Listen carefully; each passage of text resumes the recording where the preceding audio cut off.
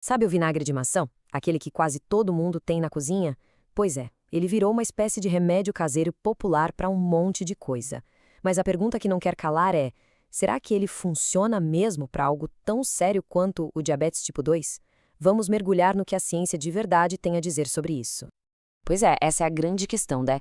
Milhões de pessoas convivem com o diabetes tipo 2 e a gente sabe que controlar o açúcar no sangue é uma luta diária. A ideia de que uma coisa tão simples, tão do dia a dia como o vinagre de maçã pudesse ajudar é no mínimo curiosa. Então bora separar o que é fato do que é só história. Para a gente ter uma resposta realmente confiável, os cientistas não olham para um estudo só, isolado. Eles usam uma ferramenta superpoderosa chamada meta-análise, que ajuda a ver o cenário completo. E é exatamente isso que a gente vai destrinchar aqui. Mas o que raios é uma meta-análise? Pensa nela como se fosse o padrão ouro da evidência.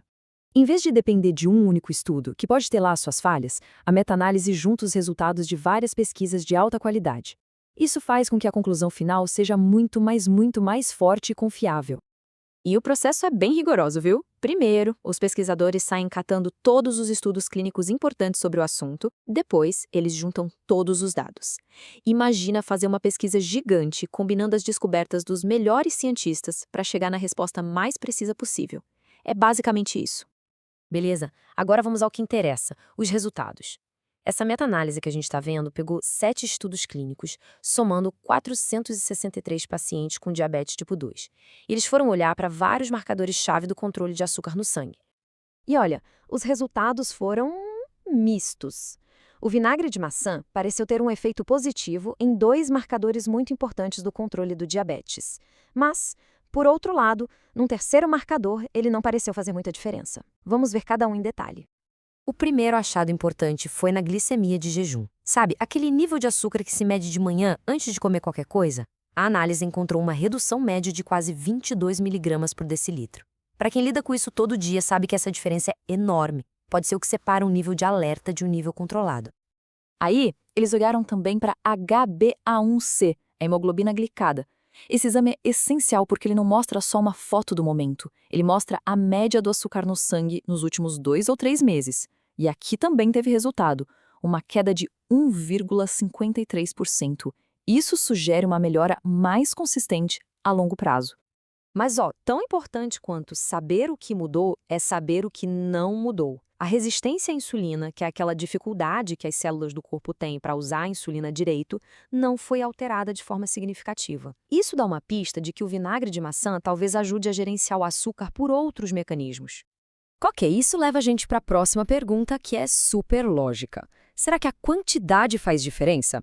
Se o vinagre de maçã tem algum efeito, tomar mais dele melhora o resultado? Os pesquisadores também foram atrás dessa resposta.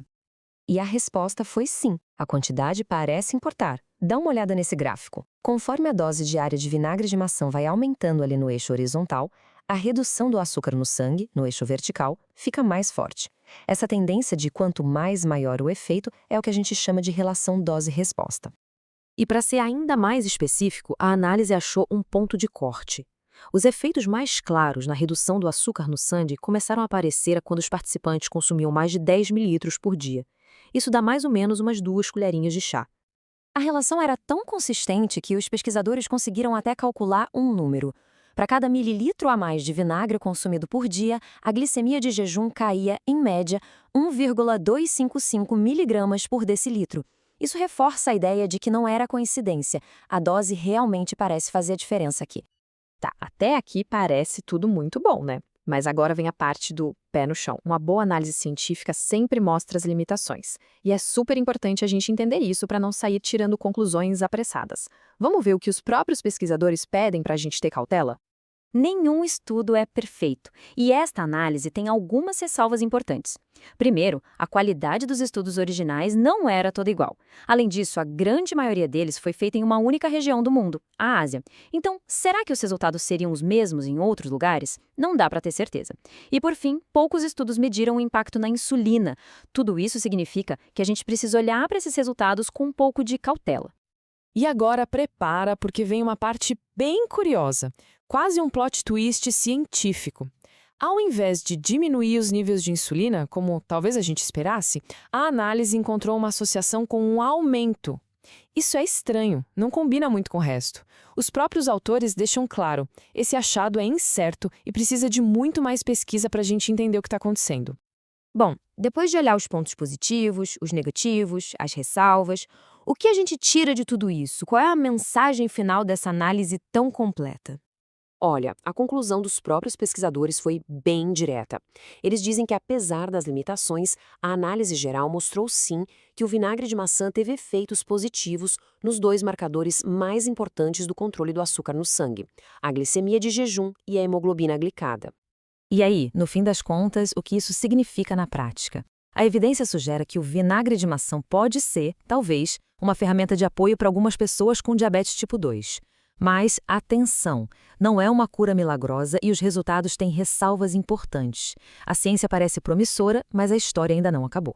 E a conclusão mais importante de todas é sempre a mesma. Qualquer mudança na dieta ou uso de suplementos deve ser conversada com um profissional de saúde.